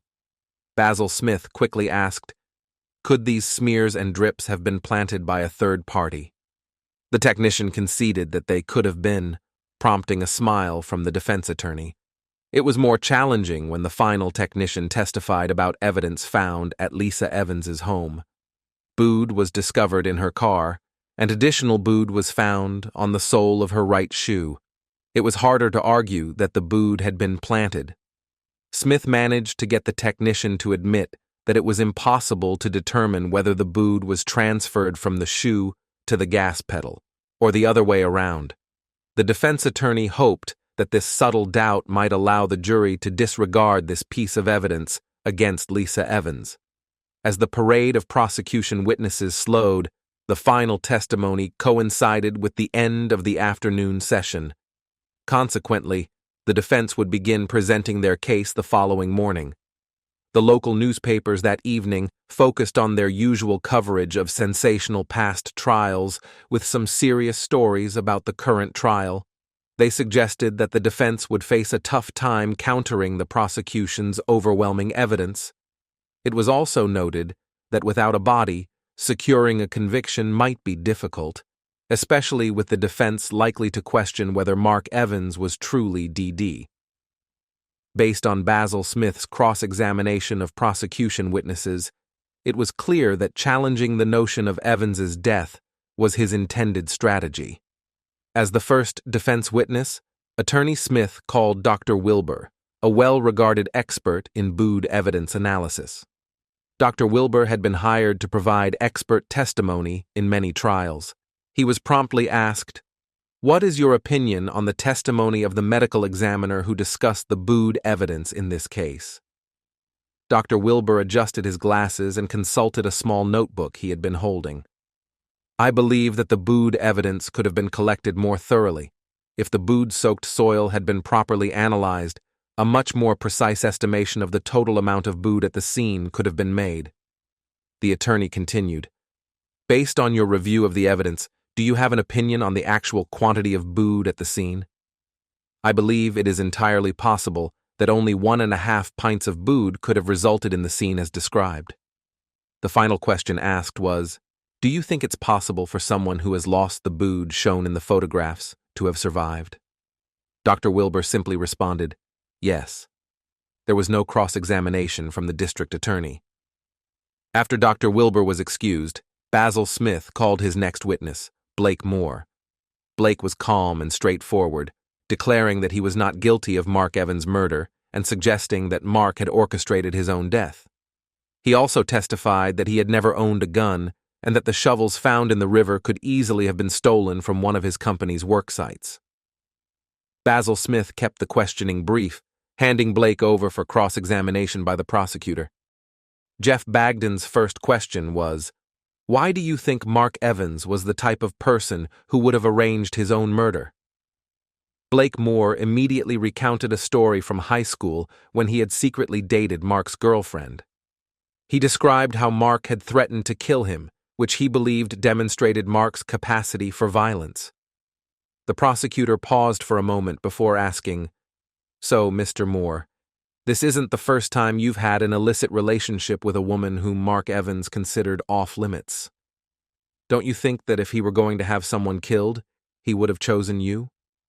Blake Moore couldn't directly answer the question. Instead, he argued that his physical advantage over Mark would have prevented Mark from confronting him directly. "So, you believe you could physically intimidate your best friend into taking his own life by proxy? Is that why you felt comfortable taking his wife? Are these the actions of a true best friend?" "You don't need to answer, sir. We can all see that you are a narcissistic ladies' man who believes every woman belongs to him, with friendship disregarded." Basil quickly objected, claiming the district attorney was giving testimony rather than asking questions. The judge agreed and instructed the jury to disregard the prosecutor's last statement, though even that reminder couldn't negate the validity of the district attorney's remarks. Blake, clearly upset by his treatment, left the stand without making any further comments. Basil Smith knew that the witness testimony hadn't gone as planned, but hoped that the testimony of Mark Evans' wife would turn things around. Blake's testimony and the unanswered questions from the prosecutor had painted him in a very unfavorable light with the jury, and Smith hoped it hadn't swayed their opinion of Lisa. Lisa Evans appeared composed as she took the stand. Her lawyer asked her similar questions to those posed to Blake. She firmly stated that she had not been involved in any harm to her husband, expressing her love for him and denying any involvement in his injury. When asked for a theory about what might have happened to him, she suggested he could have been carjacked. Once again, Basil Smith decided not to press his witness with further questions. When the prosecutor began questioning Lisa, he started by asking, "Can you explain where you were between midnight on Saturday, the time your husband sent his last email, and 2 p.m. on Sunday?" Lisa hesitated before replying, "I already told Mr. Smith where I was. I was at Blake Moore's house from 8 p.m. on Saturday until about 1:30 p.m. on Sunday." The prosecutor pressed further, "You haven't really answered my question. Could you provide a detailed timeline of your activities during that time?" Flustered, Lisa responded, "At midnight, I was in Blake's house, and we were spending time together. After that, we went to bed around 1 a.m., maybe a little later." "And then?" the prosecutor asked. "We slept until about 5:45 a.m. I remember waking up and going to the bathroom," Lisa said. The prosecutor continued, "Was Mr. Moore still asleep when you woke up? Please continue." "Yes, he was. We talked briefly in the morning and rested again until about 11 a.m., Lisa added, speaking more quickly as if eager to finish. The prosecutor then questioned her relationship with Blake and her feelings about her husband. "Earlier, you told your attorney you love your husband, right?" Lisa nodded vigorously. "Yes, I do." He continued, "I'm trying to understand. You say you love your husband, but you spent the night he was killed at someone else's house. How can we believe you weren't involved in his murder?" Lisa didn't answer and instead began to cry softly, hiding her face in her hands. Judge Cox ended her testimony, asking if there were any further questions or redirect by the defense. When there were none, the judge announced a break for lunch. Afterward, Lisa and her lawyer had a quiet meal, during which he reminded her that the outcome could go either way. Privately, he was concerned, as both clients had struggled under cross-examination. That afternoon, the defense rested, and the closing statements began.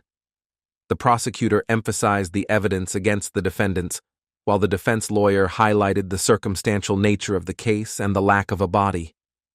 The jury deliberated for 2 hours before breaking for the night.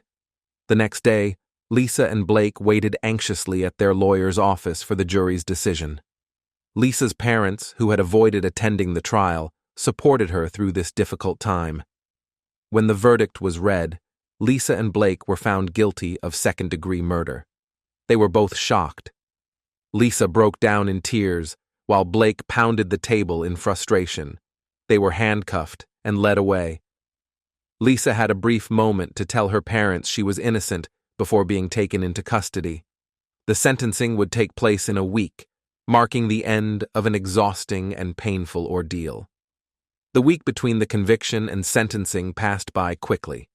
During this time, Lisa's parents visited her daily, while Blake had just one visit from a cousin. His parents had passed away, and he was an only child. The week seemed to drag on for him, and he soon realized how slowly time could move when you were incarcerated. He also began to grasp how bleak his future appeared. Lisa, still in denial, refused to discuss the future when her parents brought up the topic. Thankfully, the sentencing took only a few minutes. They were both given sentences of 15 years to life. Basil Smith expressed sympathy for their circumstances and mentioned he would review the court transcripts for potential grounds for appeal. Once the sentencing was over, things moved quickly. Within 3 days, the two were transferred from the local jail to state prison. Lisa was sent to a women's prison with a decent reputation, but Blake was sent to one with a much worse record, having been the site of several disturbances in recent years. After the trial and sentencing were concluded, the local news no longer covered the case. The final reports on the local television stations showed footage of prisoners being transported in a converted school bus to the state prison. It was likely stock footage used to fill out brief reports detailing the destinations of the two convicted criminals. Within days, fresh news stories took over the cycle, and Lisa Evans and Blake Moore seemed to have vanished from the public's attention. A couple of months after their sentencing, Basil Smith met up with Jeff Bagden for a drink, following a new case that brought them together again. The Evans murder case still lingered in Basil's mind, and he said to Jeff, "You really pursued them." Honestly, I was surprised when the convictions came in. I had started to wonder if they were innocent, since they never wavered from their story. Jeff considered his drink before responding. 12 of their peers didn't buy their explanations. I try not to take these cases personally, though it's hard not to when the crimes are particularly shocking or involve children. This case wasn't the worst I've ever handled, but it wasn't one where I could feel much sympathy for the accused. It only works if we respect the jury's verdict. Basil Smith reflected on Jeff's words and replied, "I suppose you're right, but it still bothers me." A year later, a small article caught Basil's eye about a major disturbance at the men's prison. One name stood out when he read it, which brought the case back to his mind. Blake Moore had been injured during the riot and was transferred to a hospital to treat a collapsed lung. The report noted that his condition was stable, but he would survive. It had been nearly 18 months since Lisa Evans and Blake Moore were convicted of murdering Mark Evans. Enough time had passed that even Basil Smith rarely thought about the case that had troubled him for the first year after representing the defendants. He had thoroughly reviewed the transcripts multiple times, but he could find no legal grounds to file an appeal. There had been no legal misstep that he could use to help the two convicted criminals. It was a quiet Wednesday morning at the Innocence Project's New York City offices. The receptionist had just returned from her coffee break and was adjusting her appearance in a small mirror when the FedEx delivery man approached her desk with a package. It was a large, padded envelope, typically used for urgent deliveries, items that businesses and industries rely on and need delivered immediately. She signed the electronic pad and watched the delivery man leave the office. While the exact thoughts crossing her mind were private, Her amused smile would have been noticeable to anyone present. The reception area was empty, except for the receptionist. The package was addressed to the office, so she opened it to determine what to do with its contents. Inside, she found a DVD, a sealed black plastic bag with a biohazard symbol, and a letter with several pages. With no pressing matters at hand, she began reading the letter. As she read, her expressions changed, reflecting a mix of emotions. Since no one else had entered the office after the delivery, her reactions remained private. After finishing the letter, she paused to reflect for a moment, before picking up the phone, pressing an intercom button, and waiting a few seconds before speaking. "Tony, could you come out here for a moment? We've just received a package that I think you'll find interesting."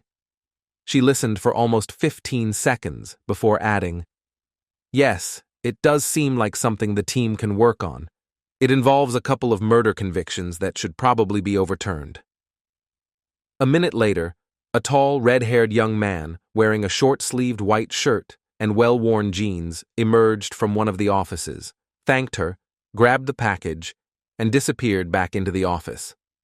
The young man was Tony Kelly, a recently graduated lawyer who had chosen to spend some time working for the public good before pursuing a high-paying associate position at a Wall Street firm. He had been at the Innocence Project for nearly a year, handling basic legal research for the office's more senior lawyers. Though he knew he wouldn't remain there for his entire career, he found fulfillment in helping those who had been wrongfully convicted of serious crimes.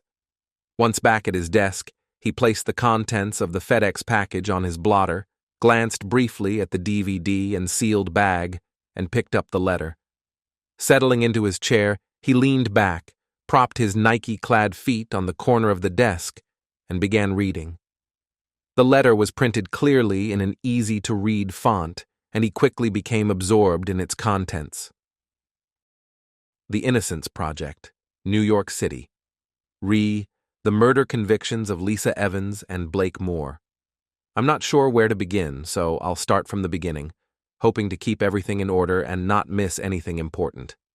My name doesn't matter, but the information I have may significantly impact not only the two convicted murderers mentioned above, but also the future happiness and well-being of 5 others, myself included.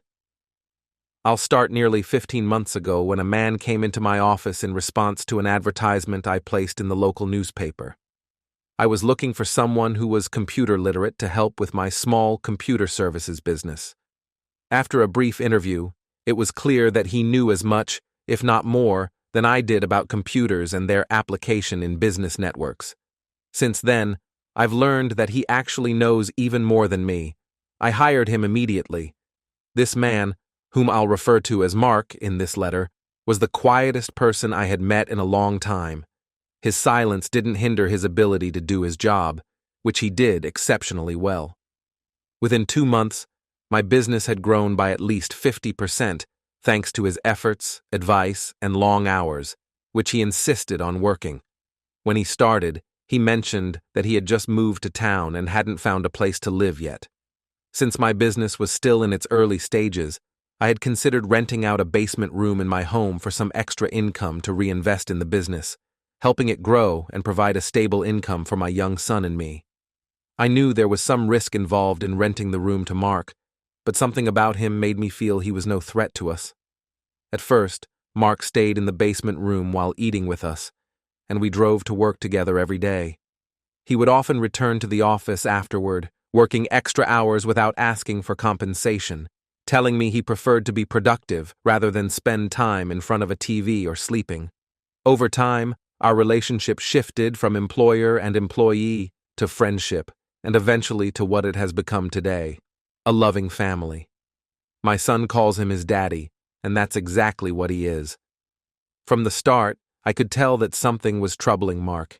His quiet nature and his tendency to retreat into deep thoughts about things I didn't know about eventually led to a confrontation.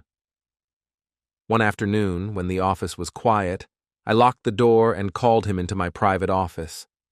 I was determined to find out what was on his mind, especially since my feelings for him had been growing. After some persistence, he finally opened up. He told me he was running from a painful marriage, one that had deeply shaken him. His wife had betrayed him with a close friend, and he had almost committed murder and suicide over it. We spent the rest of the afternoon talking about the pain of dealing with unfaithful spouses. My own husband had left me for another woman, and Mark had left his wife because of her affair. That common ground helped him work through one of the final hurdles in overcoming his past. Our conversation seemed to be the catalyst that brought us closer. We began dating on weekends while maintaining our roles as employer and employee during the week. After a month, it made no sense for him to continue staying in the basement, so he moved into my bedroom. Since then, we've been a family, though there were times I felt he was hiding something from me. Our relationship continued to develop, and I know I love him, and I believe he loves me and my son. I should say our son, because that's how he treats him. The boy will soon be 4, and he needed the loving relationship with a father that his biological father failed to provide. He hasn't seen his biological father since he was an infant. Then, 4 days ago, Mark collapsed at work. After 3 days in the ICU, doctors determined that his condition was related to his heart, and he would need open-heart surgery to fix a problem that had likely been present since birth. Once his condition stabilized, he was moved to a private room, and we could finally talk. When I walked in, I could tell something was wrong, and it was clearly bothering him. That was when he shared a story with me that he felt would die with him unless he survived the surgery. It's extremely important to him to finally close this chapter of his life. He shared this story with me throughout the afternoon, and once I agreed to write it down for him and ensure it reached you, it seemed like a great weight had been lifted from his shoulders. Now he's asleep while I type this on my laptop, and our son, who is lying beside him on the bed, is also fast asleep. I think I'll have most of the night to finish this letter. I still need to go home and create the DVD I will explain later, and I must pick up a few other items before I can send everything to you. I really want to have it all ready for dispatch by noon tomorrow. I also need to find a way to send it from a location that won't trace back to us. The story my husband told me began nearly 2 years ago. At that time, he was married to Lisa, and they were approaching their 6th wedding anniversary. One evening, he noticed a small oval bruise on Lisa's shoulder. Initially, he thought it might have been caused by something minor, perhaps an accidental bump into furniture.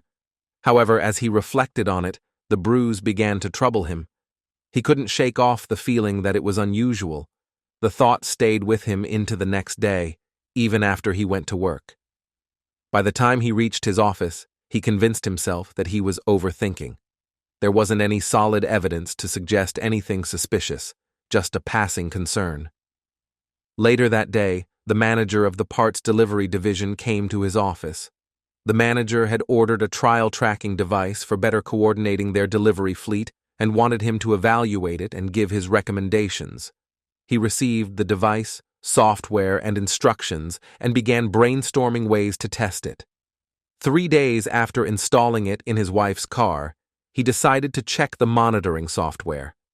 She had told him she was going shopping that afternoon, but the tracking device showed her car parked at the house of his best friend, Blake Moore. An hour later, the car was still there. Growing suspicious, he called her cell phone. When she told him she was shopping, it struck him that something didn't add up. That night, he casually asked her about her day. Her response mirrored what she had told him earlier, but he couldn't shake the feeling of unease. Determined not to act rashly, he decided to keep monitoring her movements while he was away on a business trip. While traveling, he tracked her car across multiple locations. One evening, he saw that her car was again parked at Blake's house. When he spoke to her the following day, she claimed she had been home all night. This apparent deception confirmed his worst fears. Upon returning home, he felt consumed by anger and betrayal. He admitted to me that his thoughts became dark, and he began to consider drastic actions. However, instead of reacting impulsively, he focused on gathering evidence and finding a way to address the situation rationally. During this time, he devised a plan to ensure accountability. It took him 2 weeks to collect all the necessary materials and prepare a solid course of action. He created a documented trail that provided clarity on his intentions and the events that unfolded. When he saw her car at Blake's house again, he set his plan into motion. Everything he did from that point onward was calculated to protect himself and ensure justice was served. His story is one of emotional turmoil, betrayal, and eventual resilience. He channeled his pain into a strategy that allowed him to regain control of his life. It's a story of caution, reflection, and ultimately, resolution. The last action he took before leaving his house was using his neighbor's revolver to fire one bullet into the passenger seat of his car and another into a block of wood he had collected. The sound of the gunshot was muffled by an old blanket and the fact that he was inside his closed garage. He mentioned that firing those shots gave him a huge sense of relief, as it signified the beginning of his journey towards revenge. You should really look up the archived newspaper articles online. Mark followed the trial closely and said that most of the details of his actions were covered by the court reporters. When he started recounting what he did, it came out as one long narrative. I didn't want to interrupt him, so there might be a detail or two I forget to mention here. Also, try to get a copy of the trial transcript. Mark believes that when combined, all the materials will make everything clear. He first drove to a park near Blake's home and found a secluded spot where he could set up for his plan. He had a large gym bag filled with everything he'd gathered for his scheme, and he laid it all out on a picnic table, which he had covered with the old blanket. The first thing he did was unload pieces of firewood, some plastic sheeting, and his spare tire. He arranged the plastic sheeting, placing the firewood and tire on top, creating a visible drag mark leading to the paved road. Afterward, the tire went back into the trunk, the firewood was scattered around the picnic site, and the plastic was packed away. To do all of this, he used a small mag light. Once finished, he sat quietly at the table for a while, waiting to see if anyone noticed the flashes of light from his preparations. While sitting, he inserted a large bead collection needle into his left arm. He had obtained the medical supplies from a store, claiming he needed them to care for his elderly mother. The bead was collected in a homemade plastic bag, and his only concern was that the bead might clot before he could dilute it with distilled water and use it where necessary. It took him over an hour to collect nearly 2 pints of his own bead, most of which he diluted with a pint of distilled water. The first use of the whole bead was to fill a small plastic squeeze bottle, which he used to create a pattern he hoped would resemble arterial spray. The remaining bead, mixed with water, was spread on the car seat and the ground to make it appear as if a large amount of bead had been lost. Some more of the undiluted bead was poured into the bullet hole in the firewood and into the passenger seat upholstery. I hope I've got the details right, as I really don't want to wake him up to double-check. He needs rest before his surgery tomorrow afternoon. I'm praying there won't be any complications, and that he will make it through the surgery. Regardless of whether I've gotten everything right, there's still the matter of the DVD I'm going to make for you. Mark took photographs, sort of before and after shots with his digital camera as he carried out his plan in the park. He said there are even pictures of him taking his own bead. I haven't seen them, but he gave me the password to access the pictures on our server at work. They've been stored there since he started working with me, something I didn't know. He called them his souvenirs. Apparently the photos turned out quite well, even though he had to take them by the light of his little flashlight. He was afraid someone might see the flash if he had used the flash setting. After he finished preparing the car and leaving the bead in the park, he gathered everything into his gym bag and left the park. His old car, which he had specifically bought for this purpose, was parked on a side street. He mentioned that he nearly didn't make it to the car. Despite drinking a lot of fluids and taking supplements, he still felt faint from bead loss when he reached the car. He rested there until nearly 6 in the morning, but knew he had to finish the job at Blake's house. When he arrived at Blake's house, he was surprised to find Lisa's car still there and unlocked. He considered this a fortunate break and managed to drop a few drops of booze on her car's accelerator pedal. As he moved to Blake's car, he noticed a faint light on in Blake's bedroom and feared that one of them might have seen him. After getting some booze on Blake's car, he hurriedly left. From there, he went to a payphone across the park. Just after sunrise, he used it to make a 911 call to report his car in the park. He had set up a professional voice changer, bought from a spy store in Pittsburgh, to make the call sound like a woman's. It worked well, as it allowed him to adjust the tone, pitch, and timbre of his voice. Next, he went to a dock on the river where he disposed of 2 of Blake's shovels and the revolver by throwing them into the water. By this point, he said he was feeling extremely tired, but he believes it was the adrenaline from realizing his plan had gone smoothly that kept him going.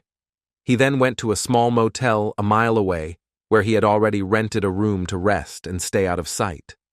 He spent 2 days there, taking supplements and eating energy bars. The timing is a bit unclear, but at some point, he went out again with the voice changer and made another call, this time impersonating an old man, to direct the police to the revolver he had disposed of. That's most of what he told me. I'll read this to him in the morning and make any necessary corrections. I'm hoping that when he sees everything ready to be printed, he'll feel more at ease. The reason he shared this story with me and insisted I send it to you is because he wants to sever the final connection to his old life as Mark Evans. Before arriving here, he somehow acquired the new identity that he now uses, which our son and I know him by. He wants to keep this new identity and never return to being Mark Evans. Please do everything you can to overturn the convictions of Lisa Evans and Blake Moore. Tomorrow, I'm getting a copy of the New York Times and an ink pad. We're going to use a section of the front page to clearly imprint Mark's fingerprints. Then, we'll prick his finger to make a large bood stain on the newspaper. When compared with the DNA from the park, it will prove he's alive. This should be enough to secure their release from prison. The computer-printed letter ended there, but a handwritten note was added at the bottom, which read, "Mark has come out of surgery in excellent condition. He asked me to fly to Seattle tomorrow to send this package. I'd rather stay with him, but I know he'll feel better once it's sent. Earlier, I mentioned this situation involved 5 of us. I should clarify. Mark and I are expecting twins in about 3 months." Tony Kelly flipped to the last page to see if there was anything written on the back, but it was blank. He turned back to examine the other contents of the package. The DVD was labeled Photos Taken in George Washington Park. On the back of the plastic sleeve was a note that read, "Fingerprints and DNA." He glanced at the printed pages once more, checking for any extra writing, then called one of the senior lawyers. This was a situation he couldn't handle alone. It didn't take long to confirm that the DNA belonged to Mark Evans, and that the fingerprints matched those taken from his car when it was found in the park. With undeniable proof that 2 people had been wrongfully convicted, the state's attorney general and governor expedited their release. Within a week, they were back in the courtroom where they had been convicted, accompanied by Basil Smith, Lisa's parents, and several state officials. The state attorney general offered formal apologies on behalf of the judicial system. He declared that Mark Evans was solely responsible for orchestrating the entire deception.